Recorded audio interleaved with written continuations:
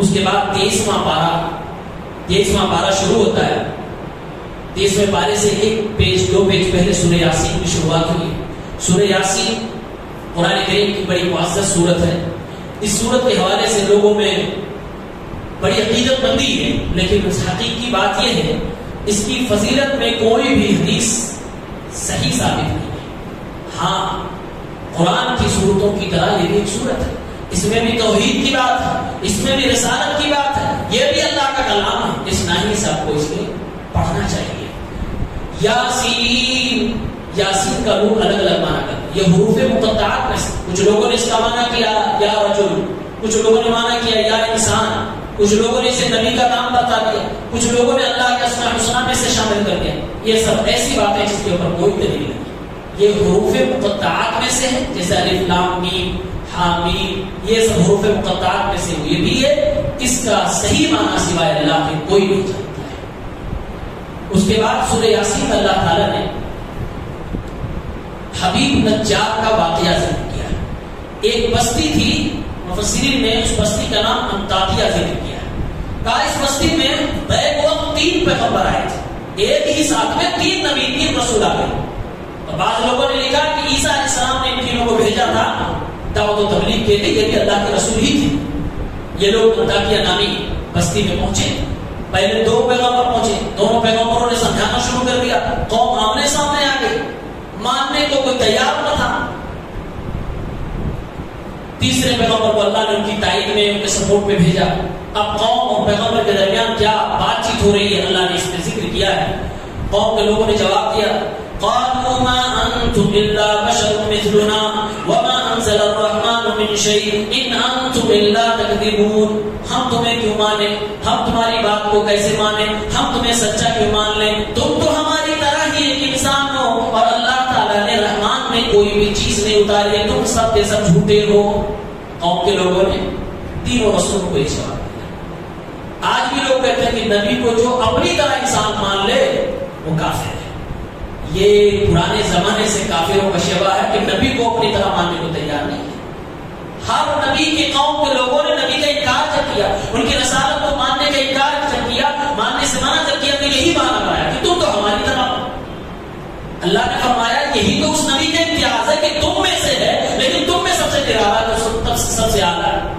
اس کی خوبی یہ نہیں ہے کہ وہ ایک انسان، اس کی خوبی یہ ہے کہ اس کا کنیکشن اللہ سے ہے، اس کے پاس وحی آتی ہے، اس کے پاس اللہ کا پیغام آتا ہے، اللہ نے اسے چنا ہے، یہ اس کا مقام و مرتبہ ہے. لوگوں نے کہا کہ نہیں تم ہماری طرح انسان، تمہاری بات نہیں مانیں گے، تم سب کے سب جھوٹے ہو. اور اس کے بعد خود قوم کے لوگ کہنے لگے تم بڑے منحوس ہو، تم تینوں جو آئے بستی میں بڑا برا حال ہو گیا ہے، تم بڑے منحوس ہو. مفسرین نے لکھا ہے شاید کچھ لوگ ایمان لے آئے تھے اس لیے لوگ اس طرح کی بات کرنے لگے، یا پھر نبیوں کے آنے کے بعد کبھی کبھی اللہ آسمان پر بارش روک لیا ہوگا، یا ان کے کاروبار میں کوئی کمی آ گئی ہوگی کہ انہوں نے نحوست اپنی نبیوں سے لینا شروع کر دیا. کہا تم لوگ بڑے منحوس ہو. قالوا انا تطيرنا بكم لئن لم تنتهوا لنرجمنكم وليمسنكم منا عذاب اليم. ہم لوگوں نے تمہارے اوپر غور کیا، تم لوگ بڑے منحوس معلوم ہوتے ہو، اگر تم باز نہ آئے اور اپنی رسالت اور اپنی نبوت کا پرچار کرنا بند نہ کیا تو ہم تو تمہیں پتھروں سے مار مار کے تمہارا کام تمام کر دیں گے اور بھاگ جاؤ، ورنہ ہماری طرف سے تمہیں کوئی دردناک عذاب پہنچ جائے گا، ورنہ ہم کچھ برا کر بیٹھیں گے. یہ قوم کے لوگوں نے نبی سے کہا.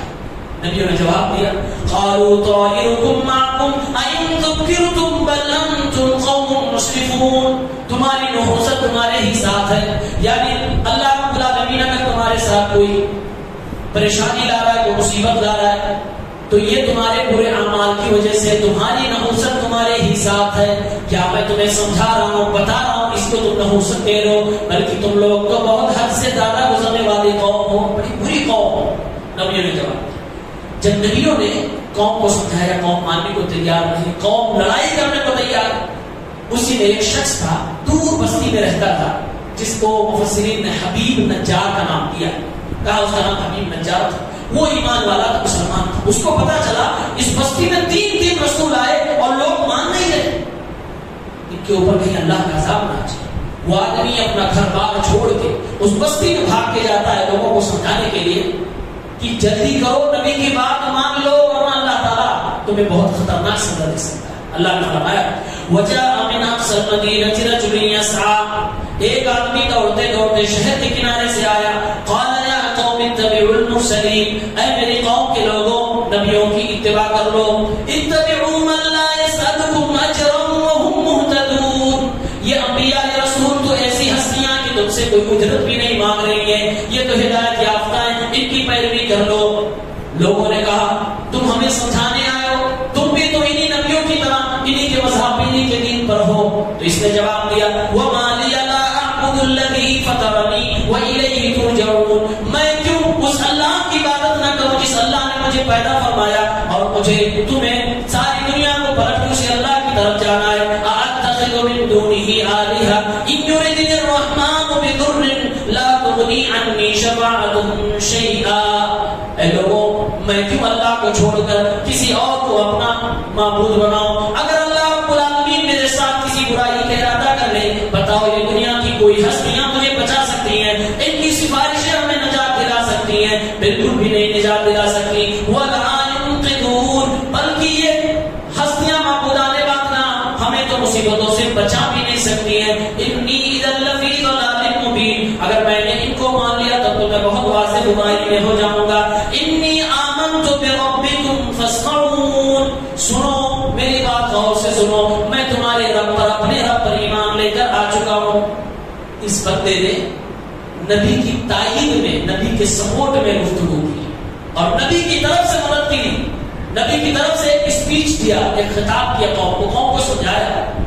قوم نے کہا ہم نے نبیوں کو نہیں چھوڑا، تم نے چھوڑا اور اس کو جان سے مار ڈالا. یہ اللہ کا بندہ شہید ہو گیا.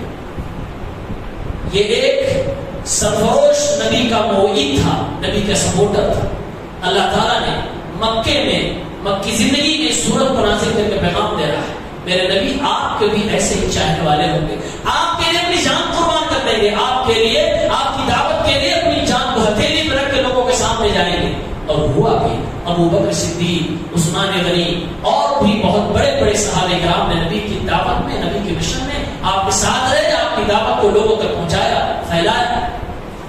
اس کے بعد اس قوم کے لوگوں نے اس بندے کو شہید کر دیا. اللہ تعالیٰ اس بندے کو جنت کی بشارت دیتے ہوئے فرماتا ہے ادھر اس کی شہادت ہوتی ہے، ادھر اسے حکم دیا جاتا ہے کہ جنت کے اندر داخل ہو جا. قیل ادخل الجنہ، اسے کہا گیا کہ جنت کے اندر داخل ہو جا. قال یا لیت قومی یعلمون، کہنے لگا کاش کہ میری قوم کو یہ معلوم ہو جاتا. بما غفر لی ربی وجعلنی من المکرمین، یہ اللہ نے مجھے معاف فرما دیا ہے، اللہ نے مجھے جنت نصیب فرمائی ہے، اللہ نے میری بڑی عزت کی ہے، مجھے عزت دار لوگوں میں شامل کر کے جنت کے اندر داخل فرمایا. کاش کہ میرے پر جانے کے بعد میری قوم کے لوگوں کو میری اس حالت کے بارے میں پتہ چل جاتا. یہ حبیب نجار کا واقعہ. اللہ کے نبی کو تسلی بھی اس واقعے سے دی گئی. یہ نبی آپ کے سپورٹر پیدا ہوتے رہیں گے. ہم نے پہلے کے دور میں تین نبی کے سپورٹ میں ایک آدمی کو کھڑا کیا اور آپ اکیلے ہیں، آپ کے سپورٹ میں ہم ہزاروں کو لاکھوں کو کھڑا کر دیں گے. آپ گھبرائیں گے، آپ کے ساتھی بڑھیں گے. اس کے بعد اللہ نے سورج اور چاند کے بارے میں بتایا کہ سورج اپنے مدار میں چل رہا ہے، چاند اپنے مدار میں چل رہا ہے، دن اور رات اپنے حساب سے چل رہا ہے. یہ سب ایک مدبر اللہ رب العالمین کی دلیل ہے اور یہ گواہی دے رہے ہیں کہ یہ کوئی ہے ذات جو بڑی تدبیر سے، بڑی باریکی سے اس پوری گلیکسی کو، پوری دنیا کو چلا رہا ہے. کبھی سورج کی بس کی بات نہیں کہ چاند سے ٹکرائے اور چاند کی بس کی بات نہیں کہ سورج سے ٹکرائے. کبھی دن کی بس کی بات نہیں کہ وہ رات کو چھپا لے جائے اور دن ہی دن رہے، اور کبھی رات ایسا نہیں کر سکتی. اللہ تعالیٰ نے فرمایا یہ دنیا کا جو نظام چل رہا ہے وہ دلیل ہے کہ ایک رب ہے جو ساری دنیا کو چلا رہا ہے.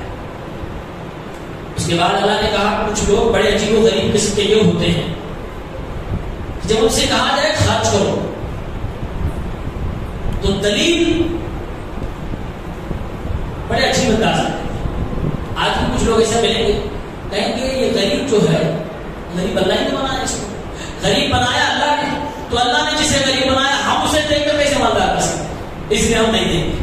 یعنی کہ اللہ نے اسے بنایا غریب، میں اسے دے دوں گا.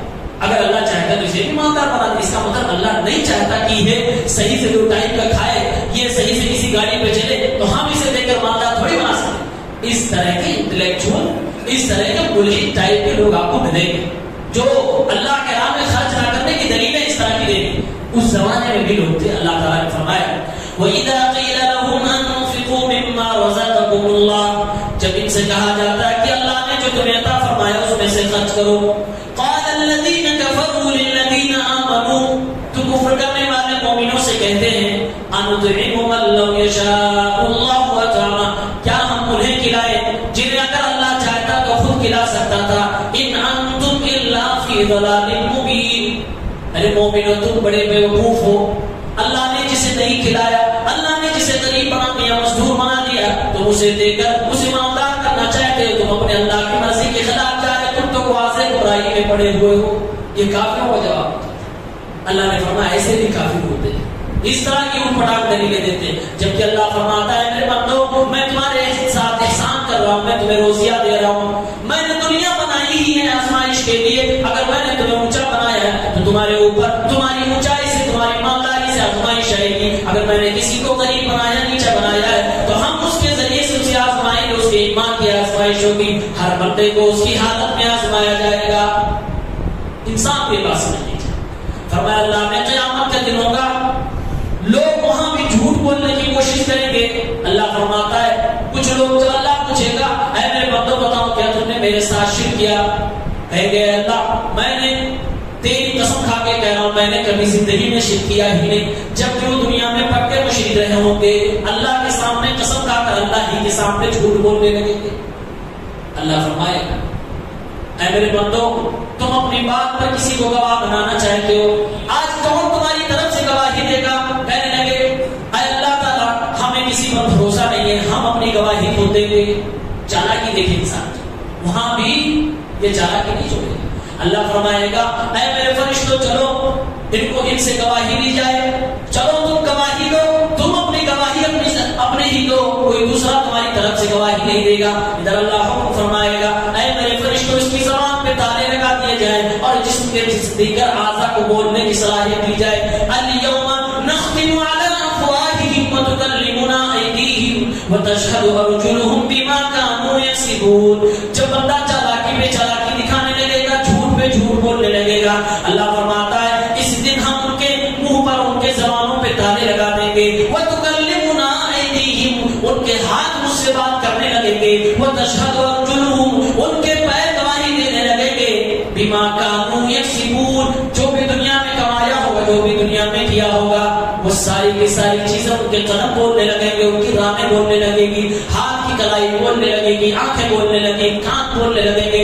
جسم کے اعضاء سے گفتگو اللہ رب العالمین کرنے لگے گا۔ بندہ جب دیکھے گا زبان ہماری بند ہے اور جسم کے دیگر اعضاء بولنے لگے، اللہ فرماتا ہے بندہ وہاں حیران ہو جائے گا اور اپنے جسم کے اعضاء کو گواہ بنائے گا، اپنے ہی جسم کو خطاب کرنے لگے گا او میرے بدن کے اعضاء، دنیا میں میں نے تمہیں پالا، دنیا میں میں نے تمہیں کھلایا، تمہارے لیے میں نے یہ غذا کھائی، تمہیں تندرست بنایا، آج تم لوگ کس کے کہنے پر میرے خلاف گواہی دے رہے ہو؟ وہ زبان کے علاوہ جسم کے دیگر جو اعضاء ہیں، یہ ہاتھ جو پیر ہے، اللہ فرماتا ہے یہ سب کے سب لوگ بول کر اس آدمی کو جواب دیں گے، قالوا انطقنا اللہ الذی انطق کل شیء، اسی اللہ نے بولنے کی صلاحیت دی ہے، جس اللہ نے بغیر ہڈی کے زبان کو بولنے کی صلاحیت دی، جس اللہ نے ہر مخلوق کو بولنے کی صلاحیت دی، اسی اللہ نے ہمیں بھی آج اجازت دے دی، ہم بول پڑے ہیں۔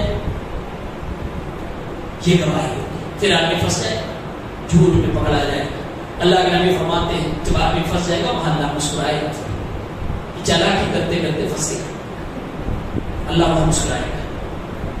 پھر آگے اللہ نے فرمایا بڑھاپے کی حقیقت کیا ہے، سورہ یاسین کی آیت ہے، آیت نمبر 68، اللہ نے فرمایا بچپنے اور بڑھاپے میں کوئی خاص فرق نہیں ہوتا ہے۔ بچپنا آپ غور کریں، اپنا بچپنا یا اپنے بچوں کو بچپنا، اپنا تو یاد نہیں ہوتا، اپنے بچوں کے بچپنے میں غور کریں، اور پھر کسی بوڑھے انسان پر غور کریں، دونوں میں کافی آپ کو سملیرٹی نظر آئے گی، کافی ملتی جلتی چیزیں نظر آئیں۔ اللہ نے فرمایا وَمَن نُعَمِّرْهُ نُنَكِّسْهُ فِي الْخَلْقِ أَفَلَا يَعْقِلُونَ، جسے ہم عمر دراز کر دیتے ہیں، جسے ہم لمبی عمر عطا فرماتے ہیں، یعنی جس کو بڑھاپے کی عمر تک پہنچا دیتے ہیں، اس کی پیدائش میں ہم اسے الٹا کر دیتے ہیں، یعنی صفات اس کی بچپنے والی آ جاتی ہے۔ جیسے انسان بچپنے میں لالچی ہوتا ہے، اپنے حصے کے لیے ہمیشہ دوڑتا ہے، جیسے اسے کچھ سمجھ بوجھ نہیں ہوتی ہے، جیسے وہ کھانے پینے کی چیزوں کے پیچھے بھاگنے لگتا ہے، اسے ہوش حواس نہیں ہوتے. اسی طریقے سے بڑھاپے میں جانے کے بعد ایک وقت آتا ہے کہ انسان کھانوں کا لالچی ہو جائے گا, وہ پھلوں کا لالچی ہو جائے گا, بچوں کی طرح حرکت کرنے لگے گا. اللہ نے فرمایا میں ایسا اپنے بندوں کے ساتھ کرتا ہوں فلا یعقلون. یہ سب دیکھنے کے بعد بھی لوگوں کو سمجھ کے نہیں آتا. کیوں نہیں کو سمجھ آتا ہے؟ اور یہ حقیقت ہے. آپ یہ غور کر لیں, بچوں میں بوڑھوں میں کافی آپ کو ملتی چیزیں نظر آئیں گی. اس کے بعد سورہ صافات کی تلاوت ہے. سورہ صافات کی مکی سورت ہے. اللہ نے شروع میں بتایا کہ ستاروں کو اللہ نے کیوں بنایا. آسمان میں جو اسٹارز جو ستارے ہیں ان کے بنانے کے کیا مقصد ہو سکتا ہے؟ قرآن نے 3 مقصد بتایا ہے. ایک مقصد اللہ نے کہا یہ جو آسمانی دنیا ہے ستاروں کو بنا کر میں نے اس کو ڈیکوریٹ کیا ہے, میں نے اس کو مزین کیا, خوبصورت بنایا. انا زینا السماء الدنیا بزینۃ الکواکب. ستاروں کو بنا کے میں نے آسمانی دنیا کو خوبصورت بنا دیا. ایک کام ستاروں کا یہ. اور دوسرا کام ہے وَحِفْظًا مِّن كُلِّ شَيْطَانٍ مَارِدٍ. اور جو زمین سے جن آسمان کی طرف جاتے تھے اللہ کی باتوں کو, فرشتوں کی باتوں کو چکنے کے لیے, ان کو مارنے کے لیے, یعنی آسمان کی سیکورٹی کے لیے نئے ستاروں کو بنایا. اور دوسری جگہ اللہ نے فرمایا جب گھڑیاں نہیں تھی, جب میپ نہیں تھے, لوگ ستاروں سے ہی جہت اور سمت پتا کیا کرتے تھے. صحراؤں میں چلنا ہوتا ستاروں سے معلوم ہوتا تھا کہ ہم پچھم طرف چل رہے ہیں کہ پورب طرف چل رہے ہیں, ہمیں ادھر جانا ہے کہ ادھر جانا ہے. یعنی اس کے ذریعے سے لوگ راستہ معلوم کیا کرتے تھے. تو ستاروں کو پیدا کرنے کی ایک وجہ اور مقصد یہ بھی کہ اللہ اس سے راستہ بندوں کو دکھاتا ہے. اور آج بھی آپ کو ملے گا پرانے لوگ ستاروں کو دیکھ کر کبھی کسی طرف دیکھے ہوئے بغیر دیکھے بتاتے کہ اتنا ٹائم ہو رہا تھا. ٹائم بھی لوگ آج بھی آپ کو 60-70 سال کے جو لوگ ہوں گے وہ بتا سکتے ہیں. تو اللہ نے اس لیے بھی ستاروں کو بنایا. اور آج بھی جو ٹائم کا کیلکولیشن ہوتا ہے پوری سال بھر کا حساب لگا کے لایا جاتا ہے, اس میں کہیں نہ کہیں کسی چیز کا بھی دخل ہے, ستاروں کا دخل ہے. اس کے ذریعے سے علماء معلوم کرتے ہیں. اللہ تعالیٰ نے اسماعیل علیہ السلام کی قربانی, ابراہیم علیہ السلام کی محبت کی قربانی کا تذکرہ فرمایا. اللہ نے فرمایا ابراہیم میرا پیغمبر تھا, ہم نے اس کا اولاد سے نہیں نوازا تھا. تقریباً 80 سال کی عمر میں مانگا تو ہم نے ایک بیٹا دیا اسماعیل, اور اس سے کہہ دیا کہ اپنے ہی ہاتھ سے اپنے بیٹے کو ذبح کر. اور جب 100 سال کے آس پاس کی عمر پہنچی تو اللہ نے دوسرا بیٹا دیا اسحاق, جن کی نسل سے بنو اسرائیل اور دیگر انبیاء آئے ہیں. اللہ فرماتا ہے اسماعیل ابراہیم علیہ السلام نے بیٹے کی دعا کیا کی, جن کے ہاں اولادیں نہ ہو یہ دعائیں مانگ سکتے ہیں. رب هب لي من الصالحین, بڑی چھوٹی دعا ہے لیکن اللہ نے فرمایا رب هب لي من الصالحین. ابراہیم نے فرمایا اے اللہ ہمیں نیک لوگوں میں سے ایک بیٹا عطا فرما, نیکوکار اولاد عطا فرما. اے اللہ ہمیں ایک نیک بیٹا عطا فرما. اسی لیے علماء نے یہ بھی لکھا ہے اور یہ بھی اس سے استدلال کیا ہے کہ اللہ سے مانگنا ہو تو ہمیشہ اچھی چیز مانگو, نیک اور صالح دعا کے لیے دعا کیا کرو. ایسے نہ مانگو کہ اللہ ہمیں اولاد عطا فرما, ورنہ بعض اولاد ایسی بھی ہوتی جو باپ کو خون کے آنسو رلاتی ہے. انسان افسوس کرتا ہے پیدا ہی نہیں ہوا تھا تو ٹھیک تھا.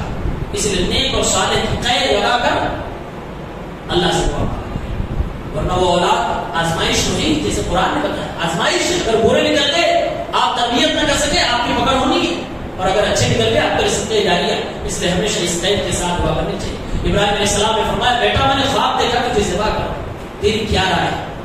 اسماعیل علیہ السلام کی عمر تقریباً 12-13 سال کی عمر ہے. اتنی عمر میں ایک بیٹا اتنا فرمانبردار ہو سکتا ہے, اندازہ نہیں کیا جا سکتا. بیٹے کا جواب ہوتا ہے یا ابت افعل ما تؤمر, اے ابا جان آپ کو جو حکم دیا جا رہا کر لیجیے. ستجدنی انشاءاللہ من الصابرین, صبر کرتا ہوا بیٹا آپ پائیں گے. علامہ اقبال نے اس پر کہا ہے یہ فیضان نظر تھا یا کہ مکتب کی کرامت تھی, یہ فیضان نظر تھا یا کہ مکتب کی کرامت تھی. سکھائے کس نے اسماعیل کو آداب فرزندی. اتنی کم عمر میں ایک بیٹے کو کس نے بتایا کہ باپ کے اس انداز میں فرمانبرداری کی جاتی ہے, باپ کس طرح سے بات مانی جاتی ہے. اتنی کم عمر میں اللہ ہی نے تربیت کی تھی, اور آگے چل تو بندہ نبی بننے والا تھا, معمولی ہستی کو پہلے سے نہیں تھی.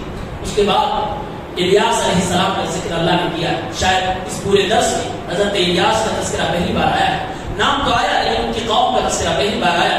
اللہ نے فرمایا وَإِنَّ إِلْيَاسَ مِنَ الْمُرْسَلِينَ, الیاس علیہ السلام بھی رسولوں میں سے تھے. اپنی قوم سے کہتے ہیں اے میری قوم کے لوگ تم اللہ سے کیوں نہیں ڈرتے کرتے ہو اتدعون بعلا وتذرون احسن الخالقین اللہ ربکم ورب آبائکم الاولین.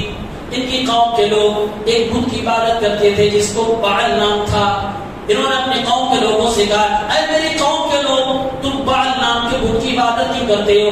اس اللہ کو تم نے چھوڑ دیا جس اللہ رب العالمین نے ساری کائنات کو پیدا کیا اور اس کی خلقت پہ غور کرو, اس کی پیدا کرنے کے انداز میں غور کرو تو کہہ بیٹھو گے احسن الخالقین, وہ سب سے اچھا پیدا کرنے والا ہے. وہ اللہ جس کو تم نے چھوڑا ہوا ہے وہ تمہارا بھی رب ہے, تمہارے باپ دادا تمہارے پورکھوں کا بھی رب ہے, تم جس کو چھوڑ بیٹھے ہو. اللہ نے آگے فرمایا ہے الیاس اور ان کے ماننے والے ان کے فالوورز الیاسین, یہ لفظ شاید پورے قرآن میں کسی نبی کے لیے نہیں استعمال کیا. یہ نہیں کہا گیا کہ موسیٰ کے ماننے والے موسیین, عیسیٰ کے ماننے والے عیسیین, لیکن یہاں کہا گیا اللہ رب العالمین نے فرمایا الیاسین پر اللہ کی سلام کی نازل, یعنی ان کے فالوورز جو کہے گئے ان کو الیاسین صلی اللہ علیہ. اس کے بعد اللہ نے مشرکین کی ایک بدتمیزی کا ذکر کیا ہے. یہ لوگ بڑے عجیب قسم کے ہوتے تھے اور حقیقت میں مشرک اللہ کے ساتھ گستاخی جب تک نہ کرے اس کا شرک پورا ہی نہیں ہوگا. گستاخی سے ہی شرک کی شروعات ہوتی. یہ لوگ گستاخی کس لیول پر پہنچ چکے تھے, یہ کہتے تھے کہ یہ فرشتے اللہ کی بیٹیاں, یہ ہم اور آپ نے سنا تو بیٹیاں ہیں, ظاہر سی بات ہے بیٹیاں کسی کو کہنے کے لیے میاں بیوی کا سمبند بتانا پڑے, کیسے یہ بیٹیاں پیدا. ان لوگوں نے وہ سمبند بھی بتا دیا, وہ رشتہ بھی بنا دیا.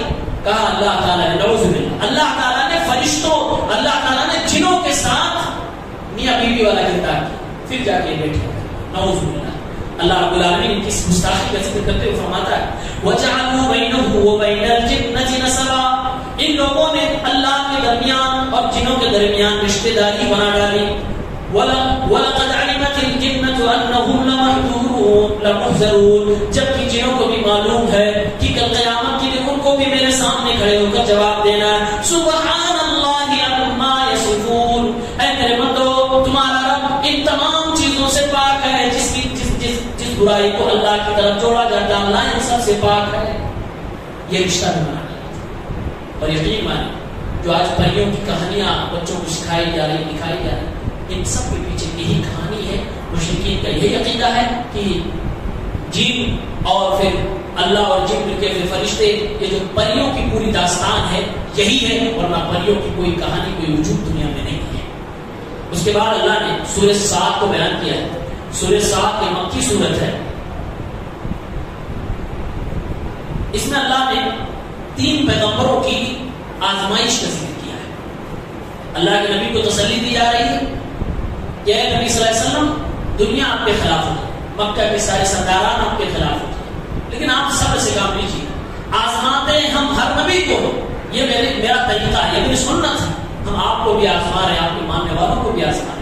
تو اللہ نے بطور مثال 2-3 نبیوں کی آزمائش کا تذکرہ فرمایا. سب سے پہلے حضرت داؤد علیہ السلام کی آزمائش کا ذکر فرمایا کہ داؤد علیہ السلام اپنا ایک حجرہ بنا کے رکھے, اس میں اللہ کی عبادت کے لیے اندر چلے جاتے تھے, دروازہ بند کر لیتے تھے, باہر سے کوئی اندر انٹری نہیں کر سکتا تھا, باہر اپنا دربان بھی کھڑا کر دیتے تھے.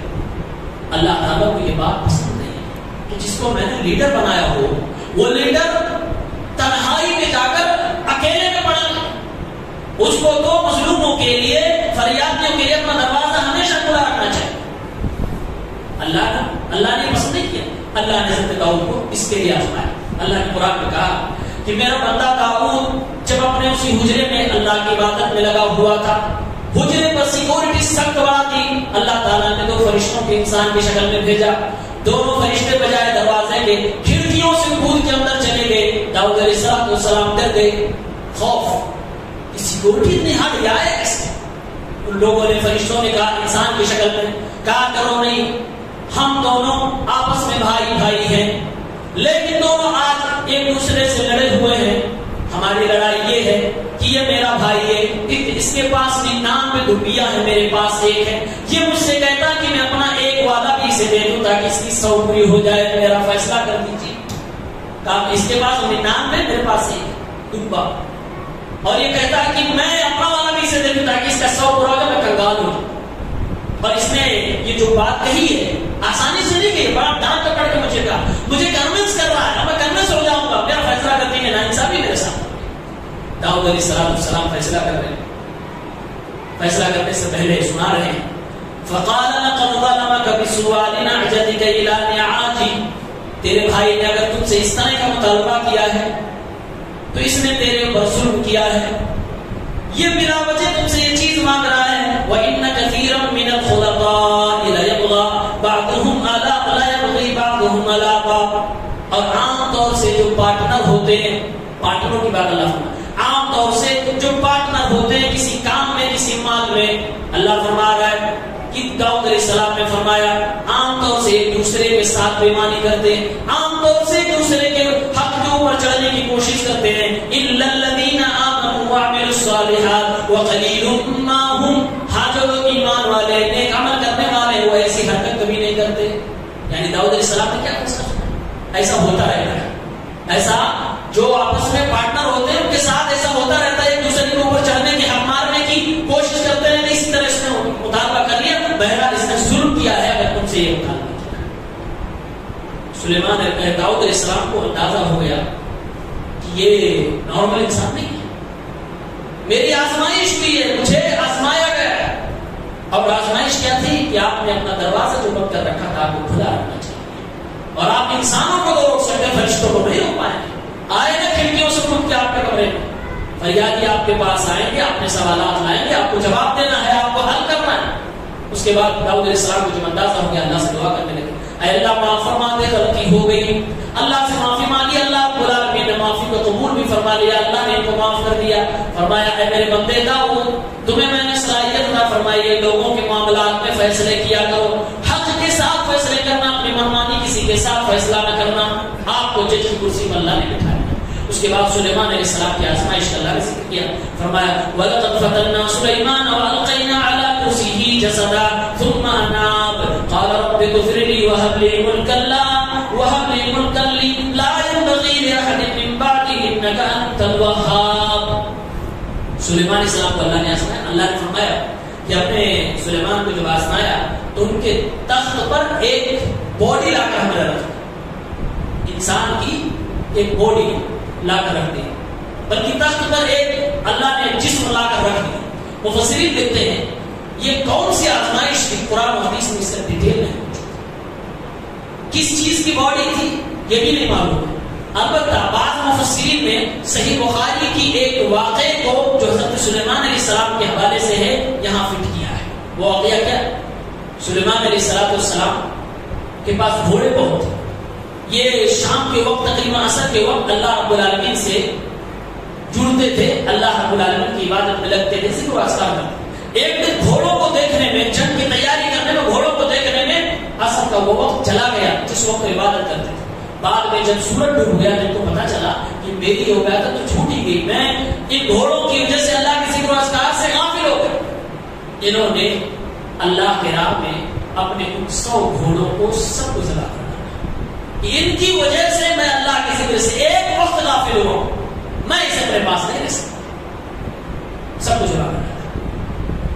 اللہ کے نبی صلی اللہ علیہ وسلم فرماتے ہیں, صحیح بخاری کی روایت ہے کہ ایک بار سلیمان علیہ السلام یہ چاہتے تھے کہ میری اپنی خود کی فوج ہونی چاہیے. فوج تو بہت میرے پاس, انسانوں کی ہے, جناتوں کی ہے, پرندوں کی ہے, سب کچھ ہے, لیکن میری اپنی اولاد فوج ہونی چاہیے. اتنے میرے اولاد ہوں کہ خود کی فوج بن جائے. اور سلیمان علیہ السلام نے کہا میں اس کی تیاری بھی کروں. ان کی بیویاں 70 یا 80 یا 100 کے آس پاس بیویاں تھیں. انہوں نے کہا آج کی رات میں ساری بیویوں کے پاس جاؤں گا, جو اولادیں پیدا ہوں گی سب کو میں فوجی بنا, مجاہد بنا.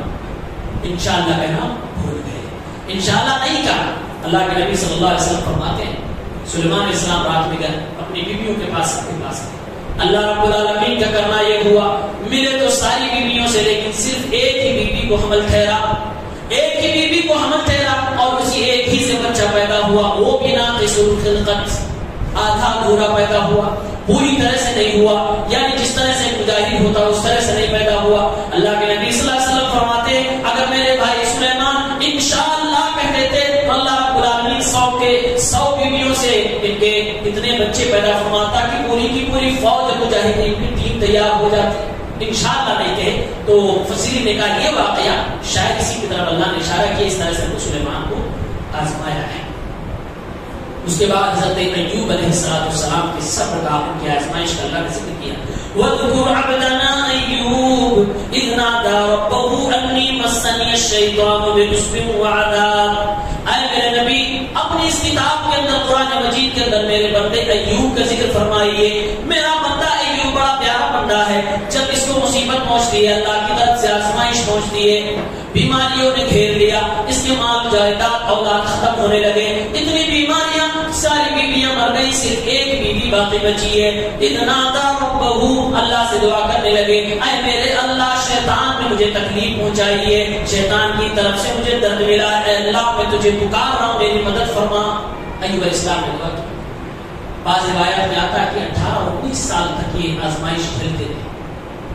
اللہ تعالیٰ نے جب ان کو شفا دی, بیماری سے ان کو نجات دینی ہوئی, تو اللہ نے فرمایا اپنے پیر کو زمین پہ مارو, یہیں سے میں چشمے نکالوں گا, یہیں سے تمہاری دوا نکلے گی, یہیں سے تمہیں شفا ملے گی. اور خود میری جی ہاذا مغتسل بارد وشراب, اے میرے پیغمبر اپنے پیر کو زمین پہ ماریے, نہانے کا پانی الگ نکلے گا, پینے والا پانی الگ نکلے گا, یہ نہانے کا غسل کرنے کا پانی سے آپ غسل کر لیجیے, ساری بیماری صحیح ہو جائے گی, ختم ہو جائے گی. اور یہ پینے کا پانی ہے, آپ پی لیجیے, اندر کی جو بیماری ہو سب صحیح ہو جائے گی, بیماری ختم ہو جائے گی.